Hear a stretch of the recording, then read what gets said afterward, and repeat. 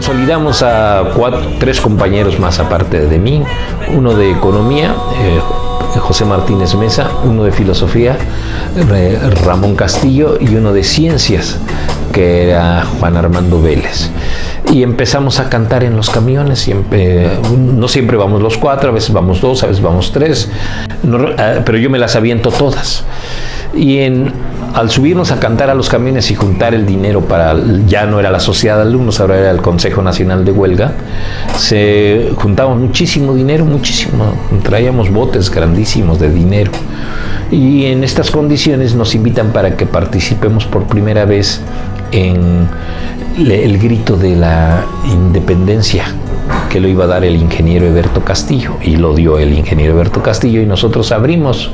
Bueno, yo vivo en Ixtapalapa varios años, porque cuando nosotros veníamos de visita a visitar a las compañeras que habían quedado, no todas eran políticas, ¿no? Ni guerrilleras, eran comunes.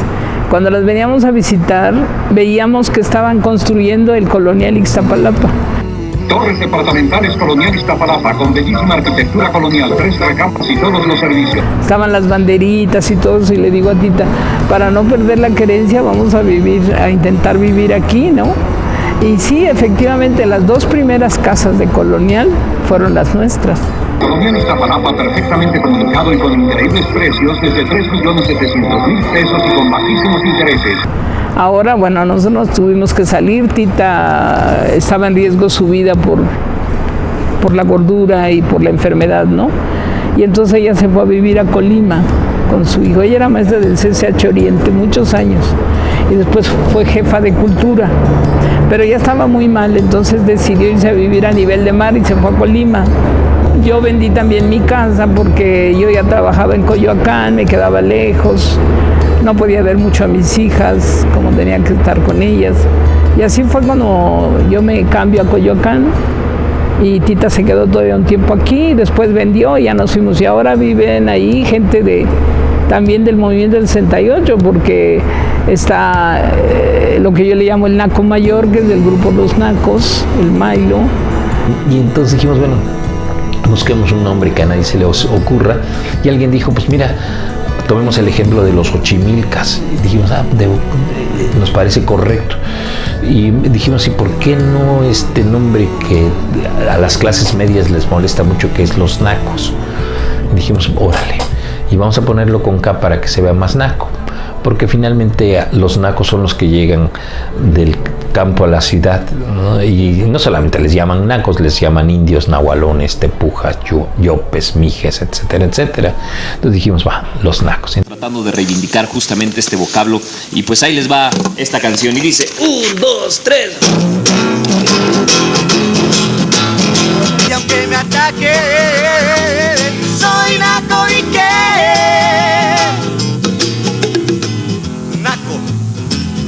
Naco de corazón. Entonces, allá aparece esta brigada ya con un nombre, ¿sí?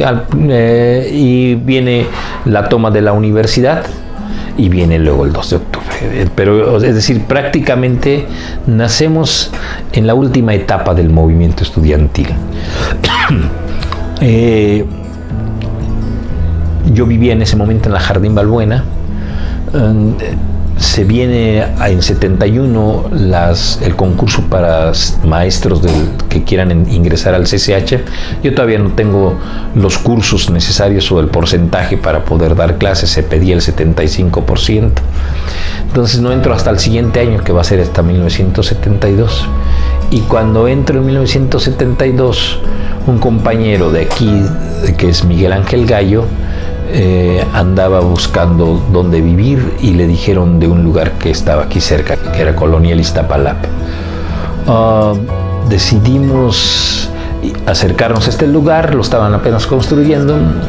Pasan 2 años más, 74, y ya tiene una presencia, ya sabemos de qué se trata. Los vendedores venían aquí porque pues era natural que te quedaran cerca del lugar de trabajo. Y en el año 74-75, pues yo ya me instalo allí en Iztapalapa. A partir de ahí soy ciudadano de Iztapalapa, del código postal 09270. Gran oportunidad. Calzada Ermita Iztapalapa número 2570. Está Kench, de los caricaturistas.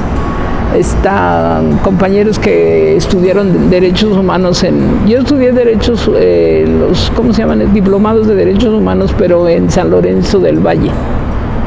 Y allí conocí a varios y viven algunos acá en Iztapalapa. Y bueno, la gente con la que yo entré en contacto fue una chica que fue la que hizo Casa Libertad, que estudió aquí comunicación, tengo entendido, y que ahora están en San Lorenzo Tezonco.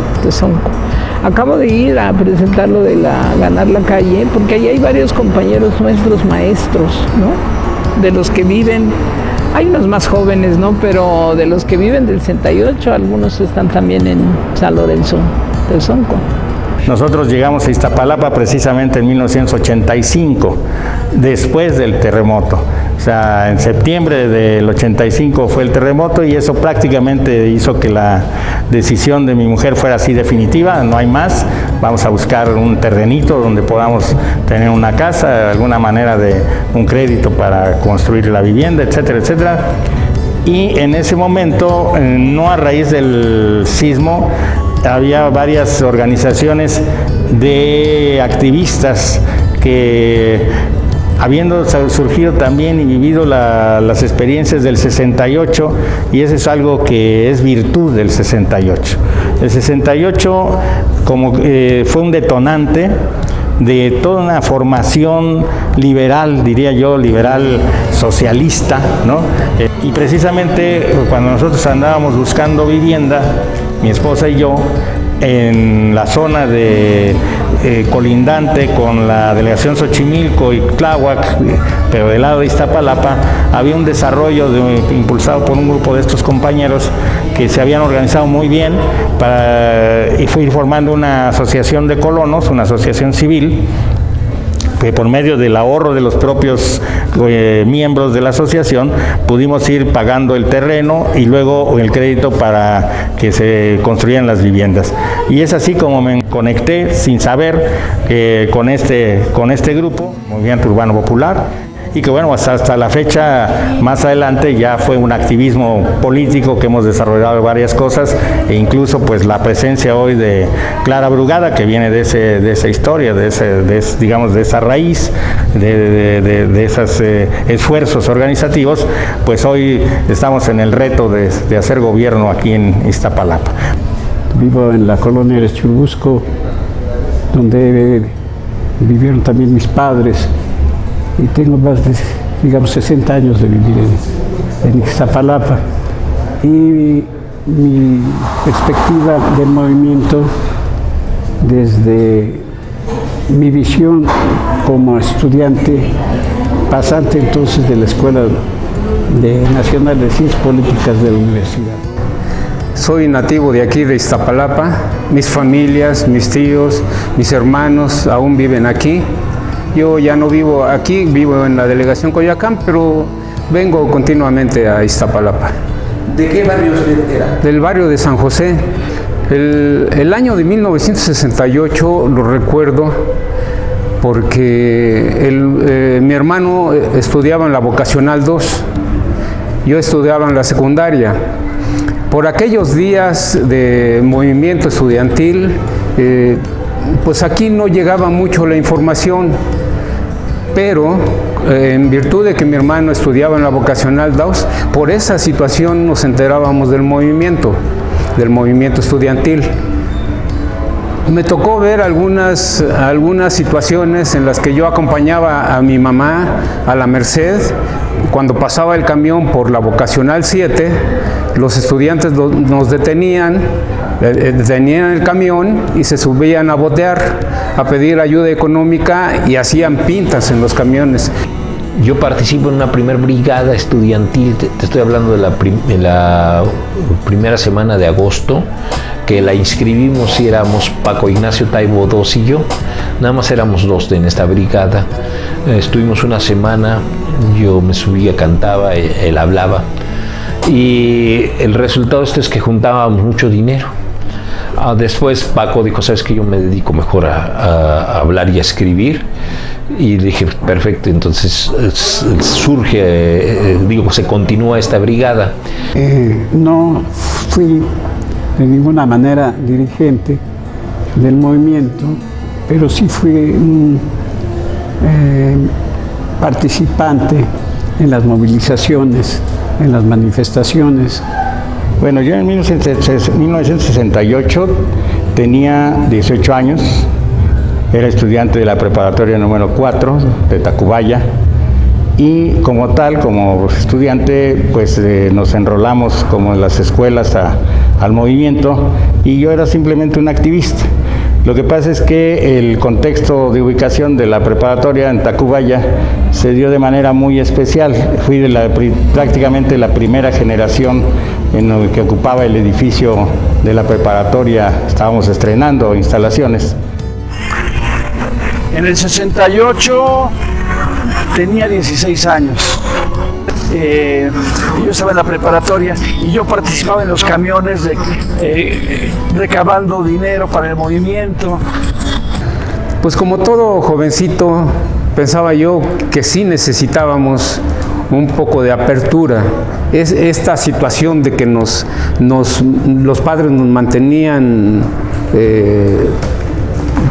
oprimidos o prohibiéndonos que participáramos en este tipo de manifestaciones, pues prácticamente nos hacía pensar que debíamos rebelarnos. Políticamente, el movimiento significó la primera expresión masiva de descontento en contra del régimen del Estado, del partido único y de la antidemocracia. Y en ese sentido, pues, digamos que abrió brecha a movilizaciones posteriores. Culturalmente, el movimiento significó el renacimiento de tradiciones culturales y la incorporación de nuevas expresiones de la cultura, sobre todo la cultura juvenil.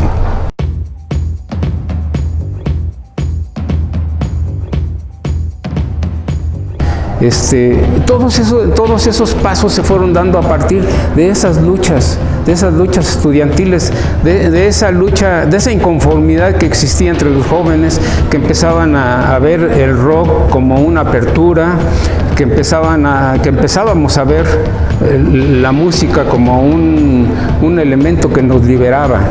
Realmente nosotros no teníamos el antecedente que existía en Sudamérica de esta fuerza que tenían los instrumentos, como la quena, como el cuatro, o igual las zampoñas, ¿no? Y entonces en esas condiciones, pues nosotros más bien estábamos influenciados por los Beatles, por los Rollings, ¿no? Aunque musicalmente había varias versiones, ¿no? Es decir, había jóvenes que estaban tratando de encontrar expresión a sus inquietudes musicales a través del reconocimiento de la música popular latinoamericana. Algunos amigos sí usaban el pelo largo y yo quería dejarme el pelo largo, pero mi papá no me dejaba. Entonces teníamos que romper con eso. Y lo que sí es que mi papá es músico y yo aprendí por naturaleza la música y estuve tocando en grupos de rock. Entonces ahí fue cuando vi que la situación no era tan fácil, que tocar rock no era tan común. La gente estaba muy metida con los Panchos, con la Sonora Santanera, con la Matancera, con la Sonora Tropicana, pero con el rock no. Para tocar algunas veces teníamos que pues prácticamente regalar nuestro trabajo. De hecho, tocamos aquí en la explanada de la delegación en un concurso que hubo de grupos de rock, pero fue prácticamente debut y despedida a la presentación de grupos de rock. Nosotros éramos los hacedores de miedo. Por ahí hay un cartelito que tienen mis amigos donde está anunciado el concurso donde participaba la Sagrada Escritura, que era un grupo de aquí de la tintorería de aquí de Estrella e Hidalgo. Había una tintorería ahí, ellos, la Sagrada Escritura, lo conformaban esos muchachos, lo conformaban Los Ángeles Azules, que era un grupo de rock, no el tropical, un grupo de rock que eran de los Reyes y Ermita. Las Garrapatas, que era otro grupo de San José, y nosotros que éramos también de San José.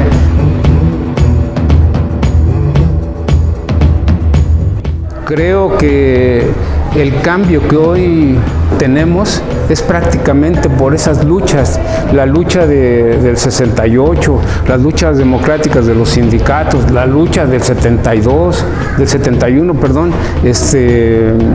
y todos esos movimientos políticos hicieron que hoy tengamos este México. Yo participé aquí enfrente, en el kiosco, con Eberto Castillo y Demetrio Vallejo en la formación del Partido Mexicano de los Trabajadores. Por eso digo que empecé ya una preparación política más fuerte. Y a partir de allí, pues entré a trabajar a la universidad y era una olla de grillos, o sea que caí en blandito. ¿Actualmente trabaja en la universidad? No, ya no. Ahorita ahora sí que ya jubilado. ¿Dónde se jubiló? Estuve trabajando, yo fui secretario adjunto de prensa y propaganda del Sindicato de Trabajadores de la Universidad Nacional Autónoma de México. Pero de ahí pasé a trabajar al gobierno de la ciudad en la delegación Coyoacán cuando entró el nuevo gobierno perredista. Por ejemplo, yo tuve la oportunidad de ir al Zócalo también, y en el Zócalo, alrededor de la plancha, ahí estaban los camiones de los granaderos, ¿sí? Para controlar a la juventud que ya estaba metida en esto, ya no se podía parar esto. ¿Cómo se manifestaban los jóvenes? Pero en ese momento sí, en el 68 estaba el sistema de prevocacionales y había una prevocacional, la número 2, que también estaba en Tacubaya. Entonces eran 3 centros educativos a los que asistíamos los muchachos de las colonias, y debido a eso fue que yo, a la hora de que me involucré no solo en las marchas, sino ya en las guardias y todo esto que había que hacer para apoyar al movimiento, me vi en la situación de que los muchachos de la prevocacional, vecinos míos, vecinos ahí, nos pidieron apoyo a los preparatorianos, que éramos más viejos, más grandes, para las guardias nocturnas.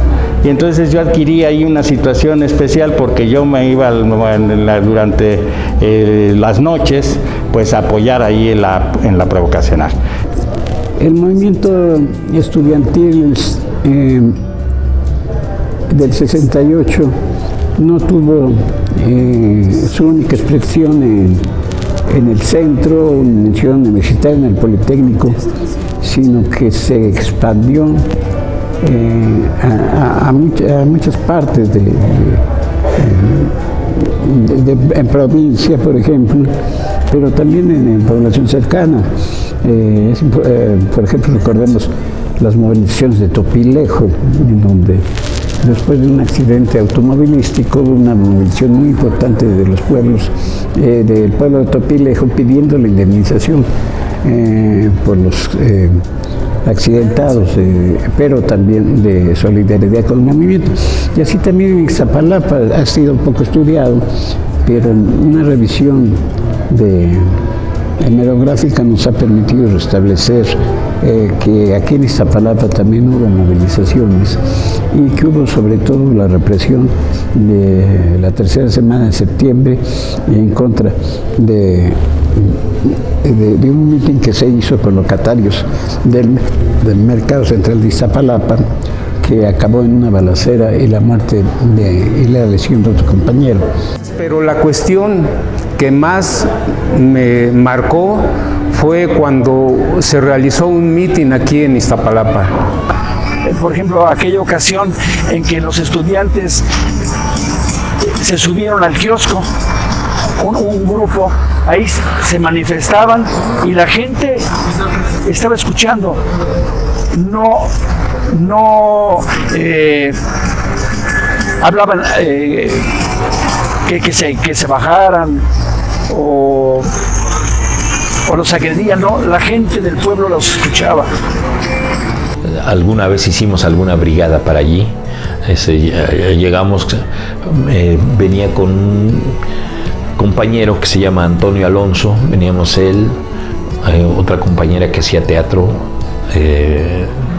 este compañero de filosofía y yo, y nosotros cantamos, y me acuerdo que fue un poco extraño, pero que tuvo un efecto al final.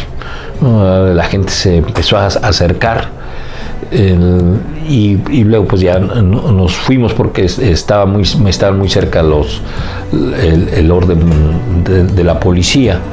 Entonces nos dijeron que nos fuéramos rápido. La persona que nos invitó allí, no sé quién sería, pero llegó el momento en que ya los granaderos obraron de otra manera y empezaron a aventar tiros para amedrentarlos, para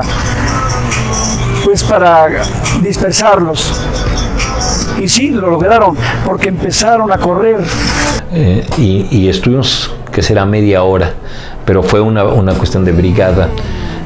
Y la hicimos muy cerca de donde está el mercado ahora, que da hacia el centro, que esa era la intención, ir a buscar luego a veces víveres o a buscar alimento que nos pudiera alivianar en el movimiento estudiantil, ¿no? Ese es el primer acercamiento que tenemos. Para allá íbamos en un Volkswagen. Queríamos ir ese día al Cerro de la Estrella. Finalmente no fuimos. Y bueno, nos regresamos. Esto te estoy hablando de final, desde más o menos después del informe presidencial, septiembre fue. Me parece que fue el día 25 de septiembre que fue ese movimiento. Un primo de nombre Sergio y yo estábamos en el barrio y decidimos que íbamos a ir a cortar unos elotes a las chinampas. En ese tiempo es cuando se da la cosecha de elotes. Entonces quedamos de ir a cortar unos elotes. Estuvimos caminando entre las milpas y al cabo de un rato, aproximadamente como a las 2:30, por ahí así, 3 de la tarde, como 2:30, cuando veníamos de regreso, nos encontramos de frente con una muchedumbre de muchachos entre las milpas. Ya al iniciar la chinampa, nos encontramos con varios muchachos. Algunos corrían de aquel lado como por la entrada de Palacio, y nosotros íbamos saliendo por la salida de la calle Aztecas. Nos detuvieron, nos dijeron que la policía los estaba persiguiendo, que habían hecho un mitin, que eran estudiantes y que había habido balazos, que habían corrido por varios lados y que al parecer habían matado a una persona. Y nos dijeron que vendía pájaros esa persona. Antes de que empezara la balacera, yo me regresé a la casa de ustedes.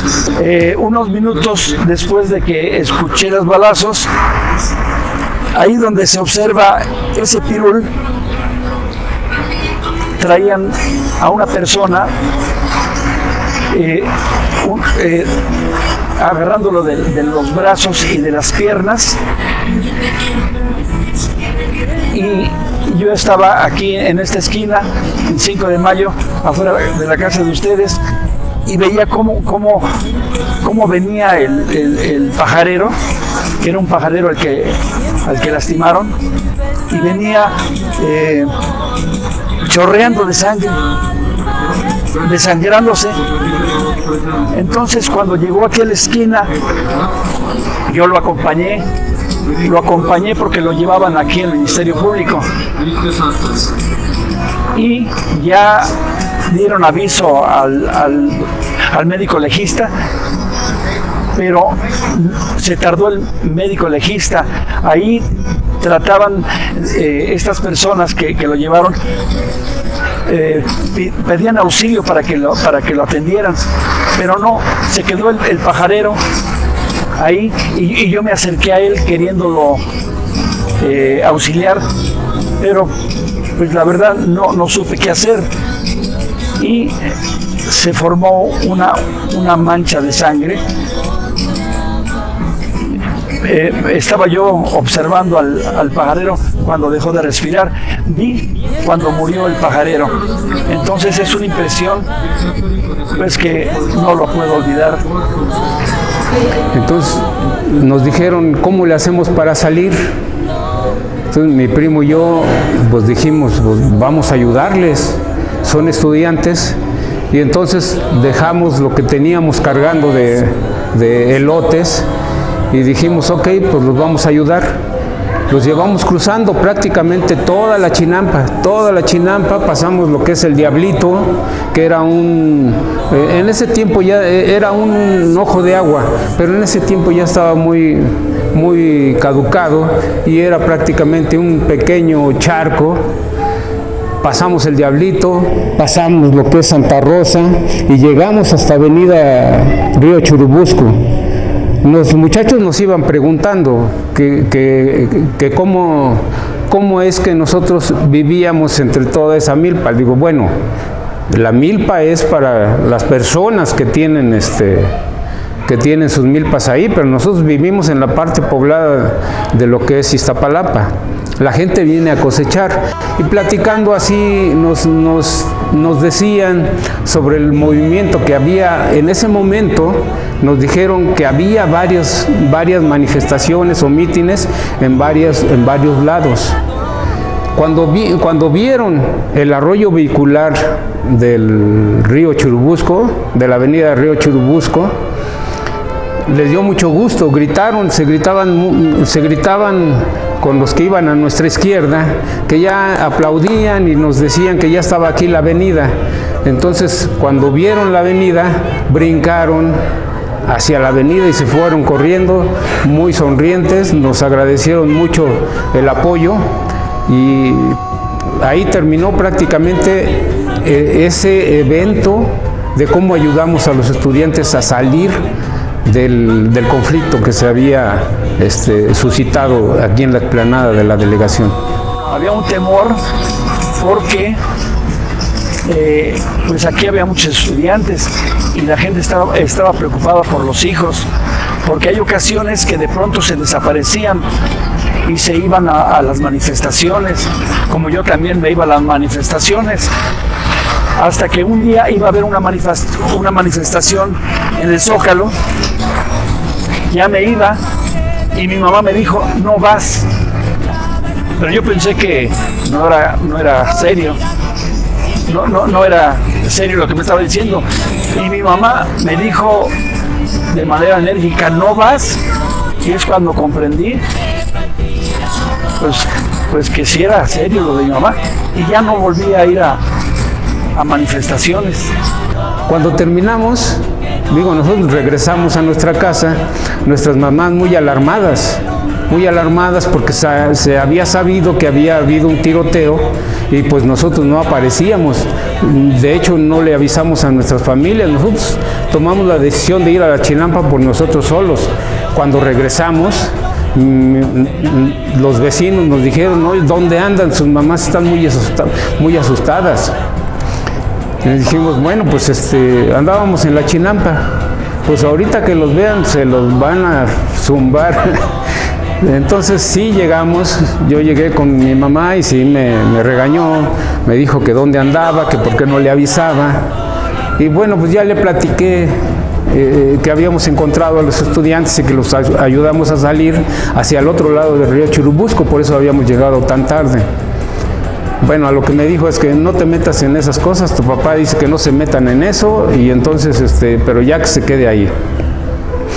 Eso fue realmente lo que pasó, lo que me tocó aportar al movimiento del 68, que fue prácticamente una cuestión casual, porque sí participábamos en la información que se nos daba, pero no participábamos fielmente porque nuestros padres nos prohibían prácticamente participar en eso.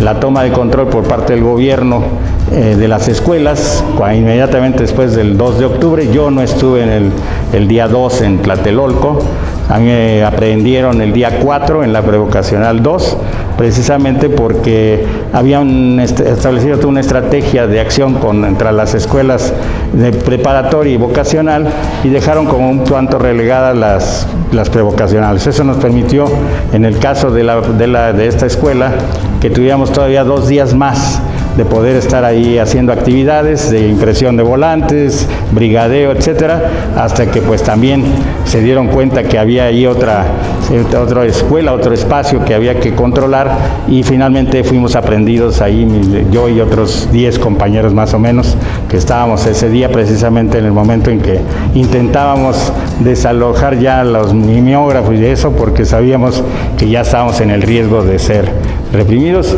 y así fue. Yo no era un dirigente del 68, era un activista con cierta relevancia por esa situación, y en el momento de la aprehensión sí, para los cuerpos represivos, que en este caso fue la Policía Judicial Federal directamente, quienes nos aprendieron, pues nos tomaban como cabecillas de la escuela, pero pues eso simplemente era una situación circunstancial más que política. Bueno, a mí en especial, mi familia me decía que había otros grupos que estaban manipulando esto, ¿sí? No se sabía exactamente pues cuál era la esencia del movimiento. Bueno, yo creo que era el momento de manifestarse, porque el gobierno que estaba trataba a las personas de manera brusca. Yo ahora que tengo conciencia, digo que los trataba, se trataba como si fuera la bota nazi.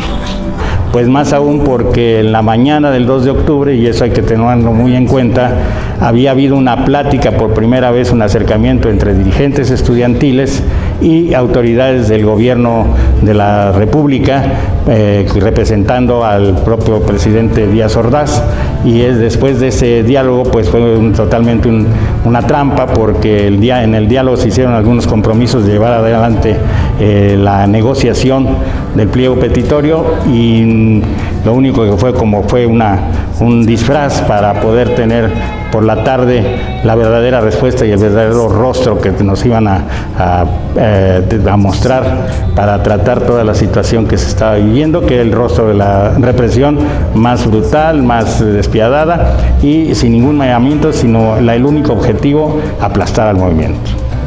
Pues tuve la desgracia de perder en Tlatelolco a un ser muy querido que era mi cuñado,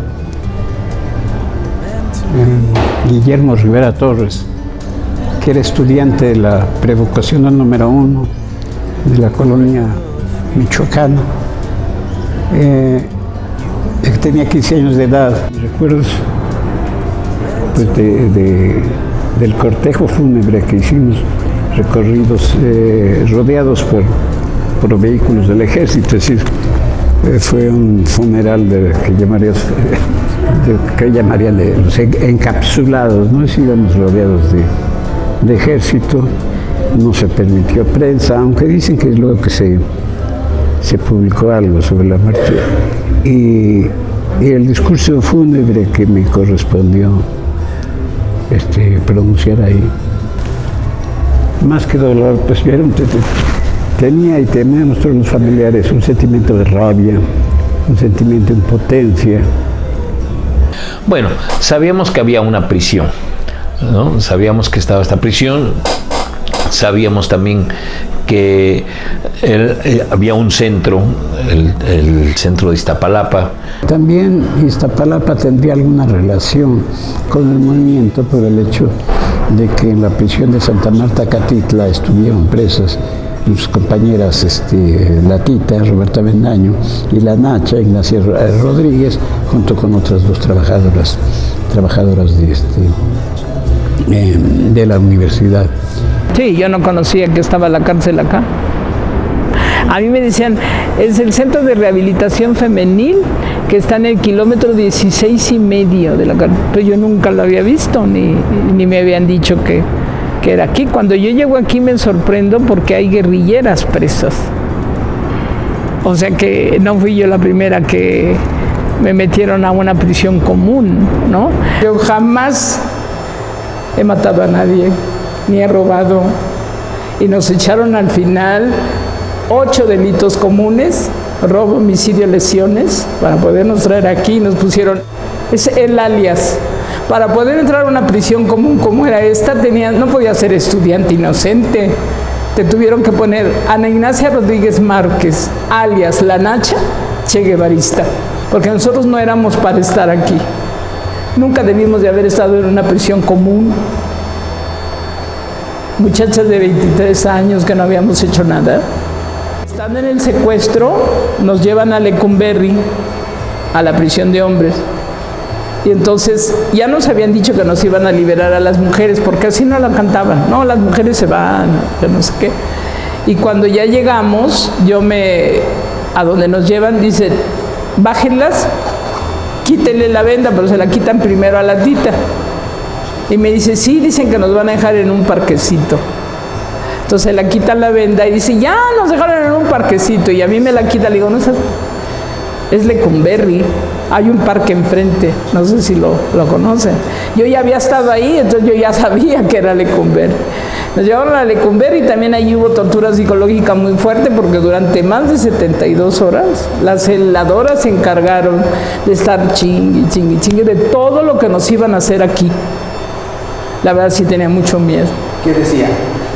Pues que nos iban a torturar, que nos iban a violar, que nos iban a maltratar, que no nos iban a dar de comer, o sea, cosas feas. Y la verdad ya de eso no quiero acordarme, pero para mí sí fue unos días muy duros antes de venir aquí. Ya cuando nos trajeron aquí, siempre violaron las leyes, siempre las violaron, para meternos, para sacarnos. Pero una de ellas es que tú no puedes pasar más de 72 horas sin formar prisión. Y yo ya tenía, ¿cuántos días de secuestro? Y llegamos acá y nos sacan ya formalmente presas, nos sacan al juzgado a declararnos el auto de formar prisión. Y les digo, pero si yo tengo más de 12 días secuestrada, y mis papeles, ¿dónde están? Y mi todo. El tiempo legal comienza a correr desde que la presentan aquí. Entonces fueron días perdidos en mi vida. Pero en la situación de Lecumberri, yo pude tener cursos de marxismo con compañeros del Partido Comunista que estaban también ahí detenidos, así como con compañeros de la universidad que también pues tuvieron esos cursos, pero no solo de marxismo, o sea, había de redacción. Luis González de Alba daba un taller de música para tocar flauta, en fin, digo, cosas así, de poesía. Fue muy amplio la manera en que tratábamos de aprovechar lo mejor posible el tiempo en la cárcel. Entre las cosas que yo puedo comentar ocupábamos muchísimas horas del día haciendo deporte.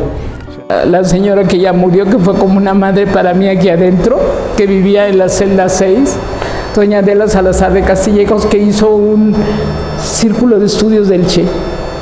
Y ahí sí me declaré che guevarista, porque yo lo conocía al Che y lo admiraba, era bellísimo, es bellísimo, pero yo no conocía sus ideales ni nada. Y adentro fue lo que me ayudó a mí. Yo en una de esas celdas, yo vivía abajo en la litera, y arriba había como unos sesos de metal, y ahí tenía yo a mi Che, que me habían pasado de trasmano. Y él me ayudó mucho, él y los restos de mi madre, para yo no caer en las garras de los vicios de esta prisión. porque nos tocó vivir fuerte, porque era presas comunes.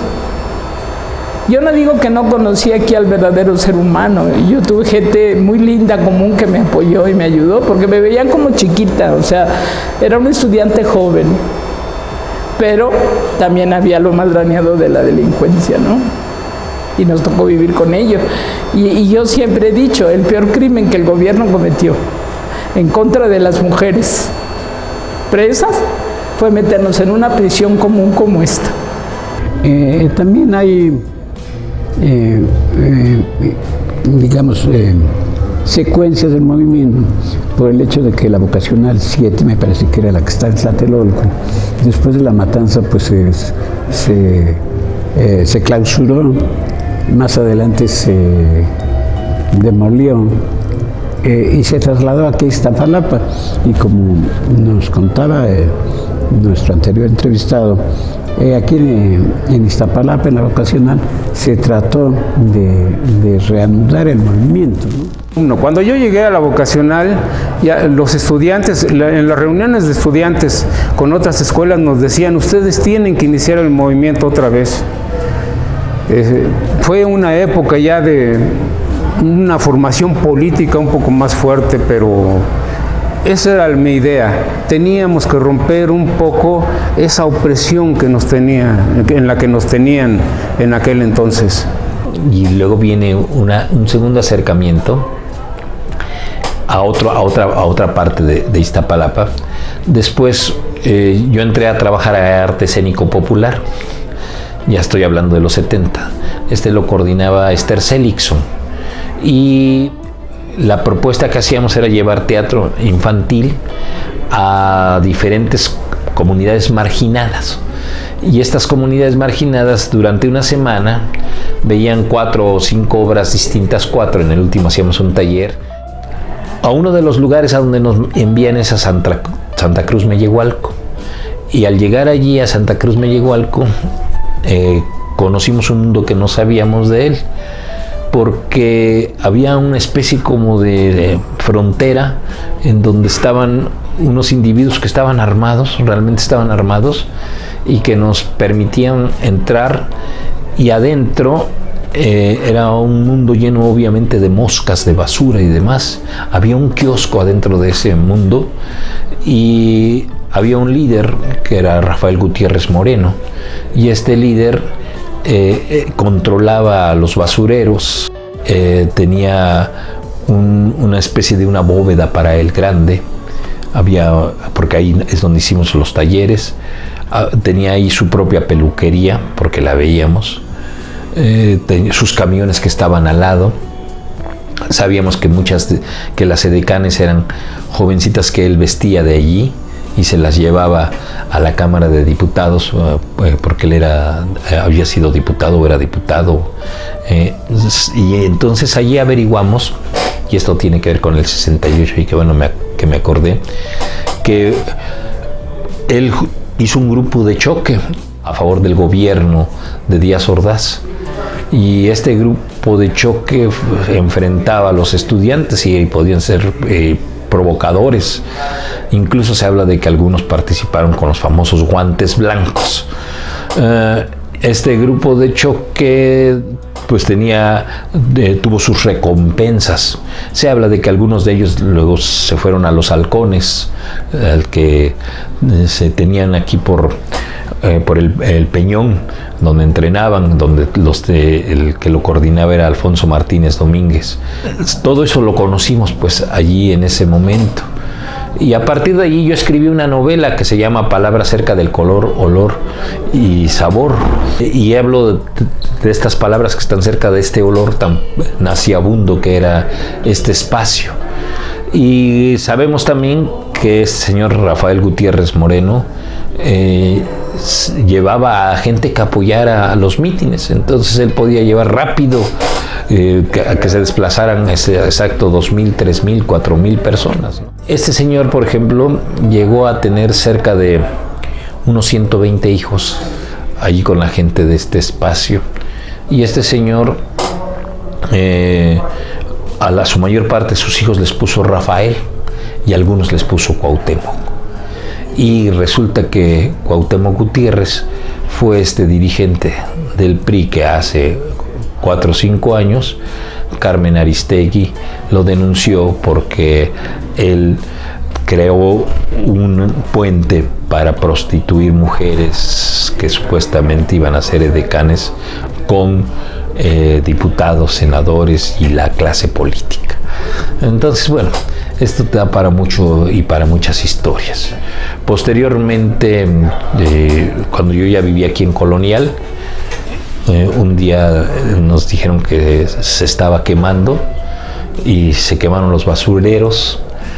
Y a partir de ahí el gobierno se dio cuenta por un lado del peligro, pero también del control que llegó a ejercer este individuo, al cual finalmente lo mató una de sus mujeres, que además él tenía casas en La Balbuena, tenía casas en Colonial, o sea, tenía muchas casas, tenía mucho dinero, muchísimo dinero, hizo demasiado dinero. Y todo a base de la basura y de la corrupción, porque la basura se convirtió, una vez procesada desde el punto de vista industrial, en un negocio impresionante, más todas las cosas que se tiraban. Un par de barriles de puro oro, de la gente que se le va el anillo, los aretes, la gente que se lava los dientes, se les van sus piezas de dientes de oro, pues es a lo que me refiero. Y entonces, bueno, tenía cantidad de cosas. Él se muere, pero antes de esto, pues se cubre la basura y se hacen esta famosa alameda que ahora existe. Parque Huitláhuac. Exacto. Creo que el legado del 68 precisamente fue eso, que permitió unir y darle una visión de presencia histórica a una serie de temas y de sucesos que estaban siendo eliminados por la historia oficial y que el 68 atrajo y ya nunca volvieron a quedar en el olvido. Ni la frase precisamente el 2 de octubre no se olvida, yo creo que más se refiere a que no se olvide el 2 de octubre y no se olvidan una serie de fallas que tiene el sistema y que se fueron acumulando a través de los años hasta la fecha. El 2 de octubre todos lo sentimos, yo creo que es una cuestión de percepción compartida que se une totalmente en sus significados que tiene para la historia del país con los 43 o con otros sucesos como el propio incluso que no fue sangriento, hechos como el Yo Soy 132, que son luchas que son compartidas por todo el país y que son hechos que marcan nuestra historia. El 68 fue como un momento de tener ya una inauguración de una tradición, ahora esperamos que no se pierda, una tradición cultural, política y sobre todo una tradición ética en la vida política que no había antes del 68. Después de 50 años de transcurrido el movimiento, creo que es un momento propicio para hacer un ajuste de cuentas, para hacer un corte de caja, para ver qué queda de positivo y qué queda de negativo del movimiento, que algunos consideraron como una derrota. Yo creo que a 50 años lo que queda evidente es que el movimiento, este 2 de octubre, ha conmemorado una gran victoria, que es la victoria en contra del olvido. Porque el gobierno durante todos estos años se ha empeñado en tratar de borrar de la memoria histórica el movimiento del 68. Y este año, en la marcha del 2 de octubre, hemos visto como una gran multitud, que se calcula entre 50 y 100 mil personas, tienen vivo el recuerdo de ese movimiento.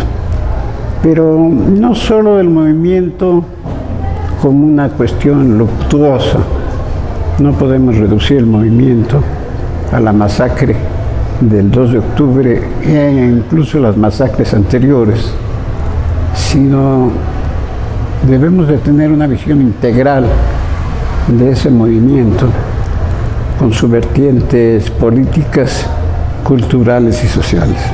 El movimiento del 68 prácticamente representó, sí, un México después del 68 y un México anterior al 68. Sí es cierto. Creo que sí debe haber una justicia en ese sentido, porque eso es lo que pasó el 2 de octubre y antes, porque hubo matanzas antes. El pajarero es la muestra, la invasión a la universidad, donde también hubo muertos, en la vocacional 2, el tiroteo que hubo en la vocacional 2, que de eso me platicó mi hermano. Debe haber una justicia ante todo eso, porque eso es un crimen de lesa humanidad. Y eso sería todo. Porque digamos, por gestiones del Comité 68 y la participación de muchos compañeros, se logró que finalmente Luis Echeverría fuera llamado a cuentas y recibió, digamos, el castigo de prisión, pero acogiéndose esta modificación que pues no facilita, que facilita la salida o la encarcelación de mayores, se le sometió a prisión domiciliaria. Luis Echeverría permaneció 2 años en prisión domiciliaria, cosa que es poco conocida, y después hubo una suspensión del procedimiento, pero el juicio no exoneró a Luis Echeverría de su participación en la matanza del 2 de octubre. Bueno, mira, aquí yo parto de 3 cuestiones importantes. Una es el 68 a través de las brigadas influye, pero también influye que hay un hartazgo ya en términos sociales de lo que está generándose a través de los controles que ejerce el PRI. Y en ese sentido, la parte independiente ya tenía manifestaciones. No es gratuito lo que sucedió con Rubén Jaramillo, o en el caso de Demetrio Vallejo, o en el caso de Valentín Campa.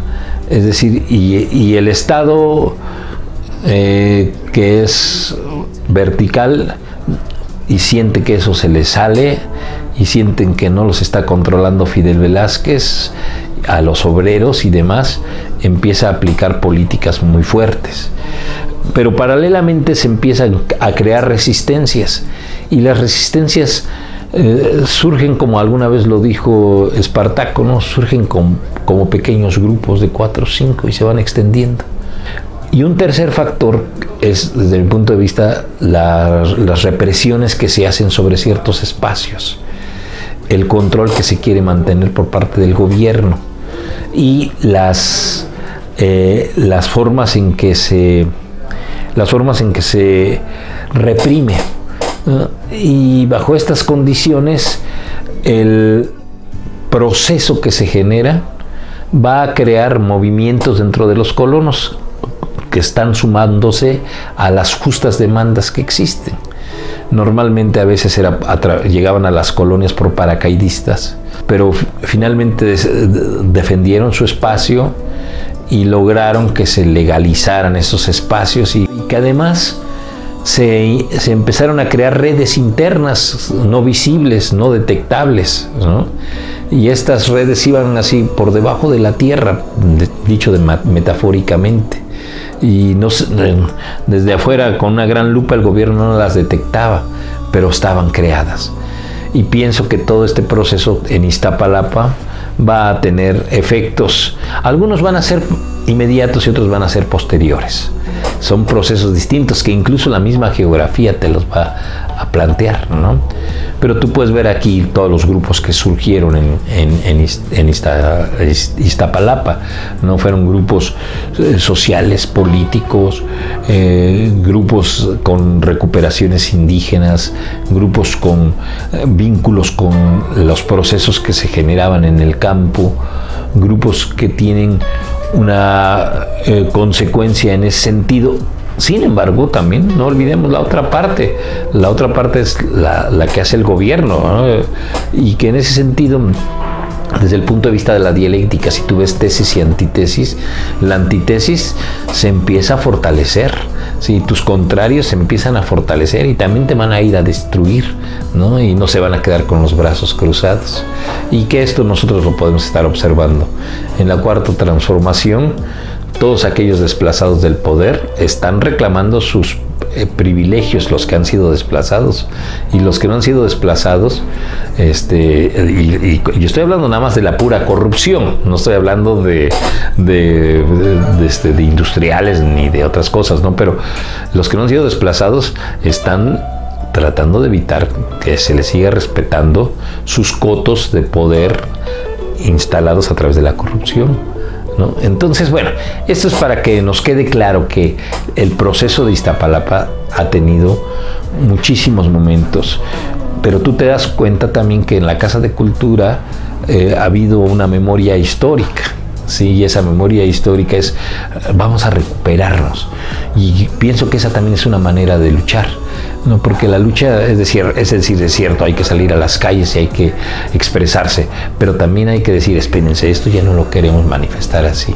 Si aquí tenemos usos y costumbres, hay usos y costumbres que los podemos seguir heredando y que se pueden seguir manteniendo.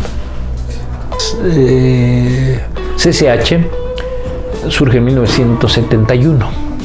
Son 3 planteles, y si los ubicas, son en zonas marginales: Azcapotzalco, Naucalpan y Vallejo, ¿sí?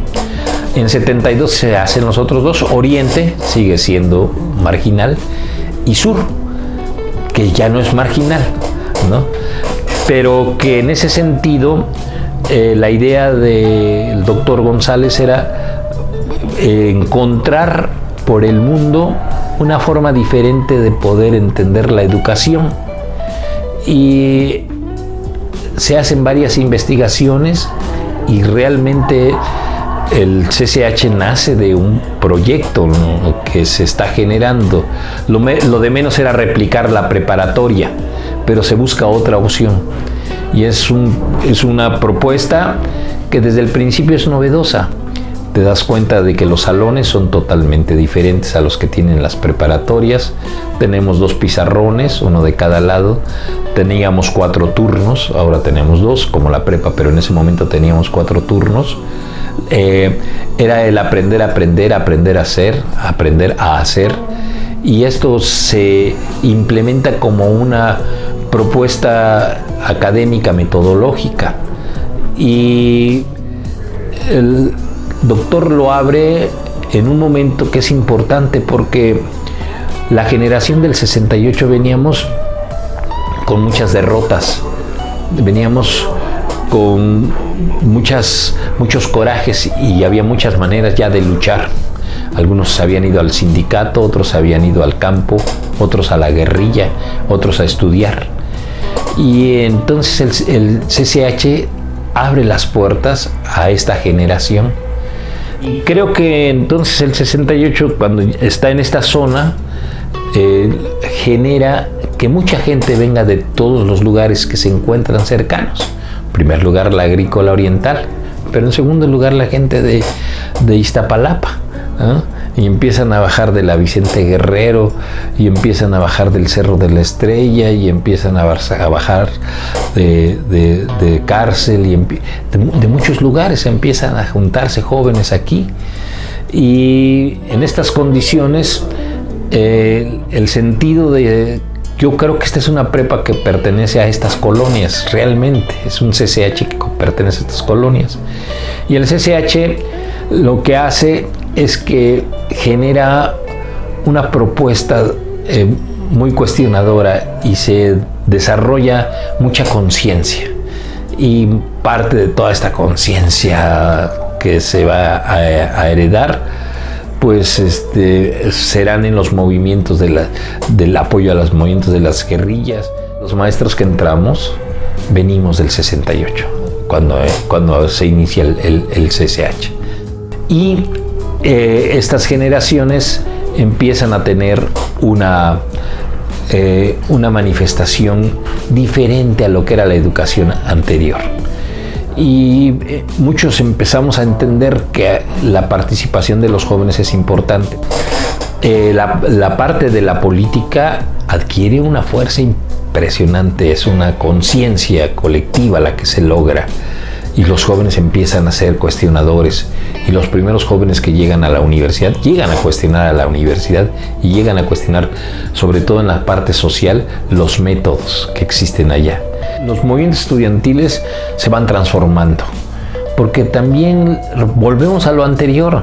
Tú no puedes desplazar al otro lado y ya decir que ya se acabó. Y tú no puedes pensar que cuando triunfaste una vez vas a seguir triunfando. Ese es el punto.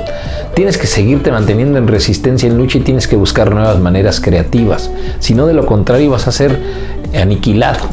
¿Ves? Y esto es lo que sucedió aquí. Se transformó el movimiento. Se transformó.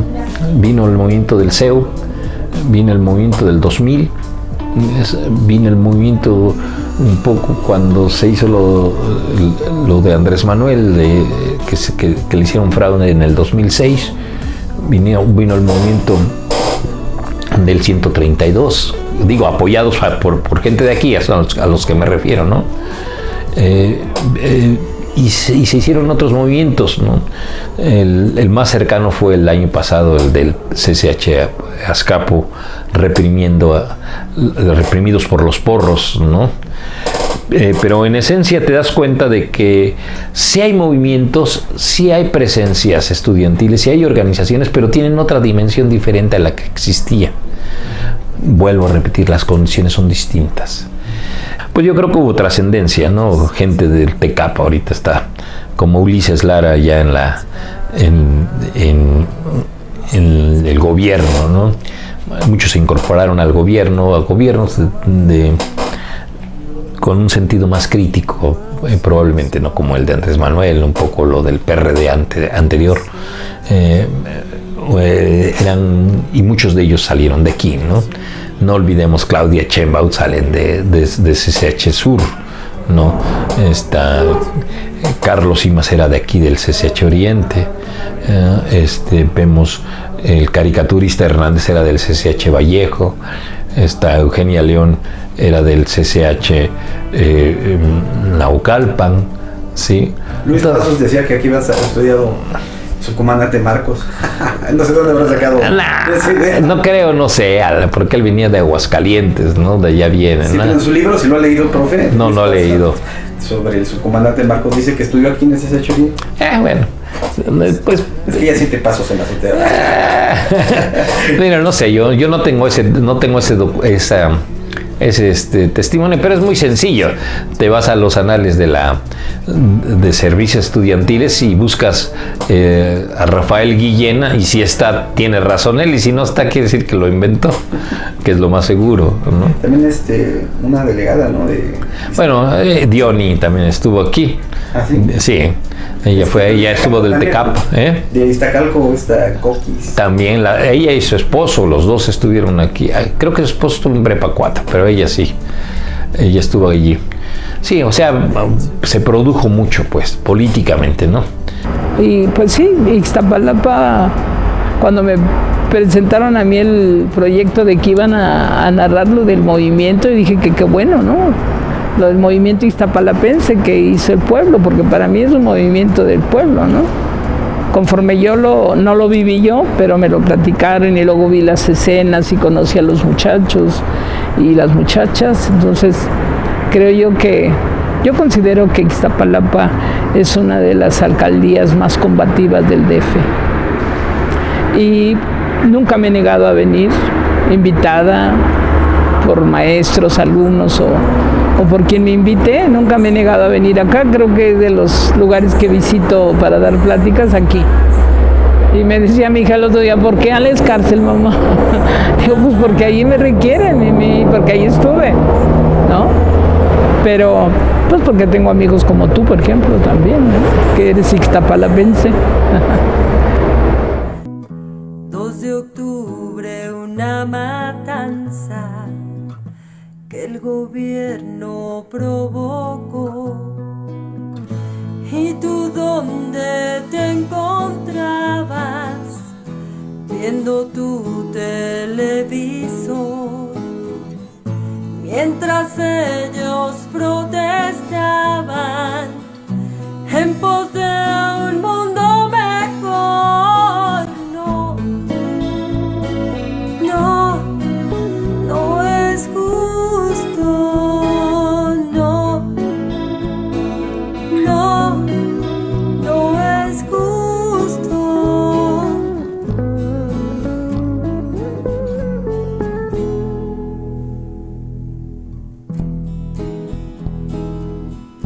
Egoísmo no había, luchaban por libertad.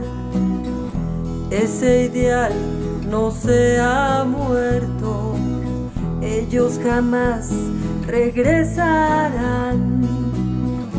¿Y tú cuándo has pensado en que exista libertad?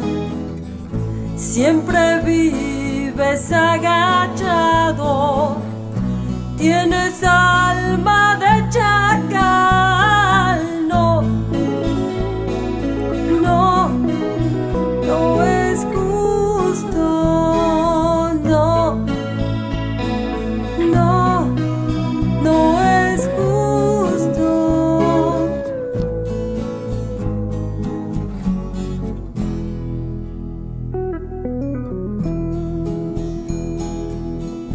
Tlatelolco en su plaza otra historia escribió. Fueron hechos, no amenazas, y a esa noche siguió el sol. ¿Y tú dónde te encontrabas? Viendo tu televisor, mientras ellos protestaban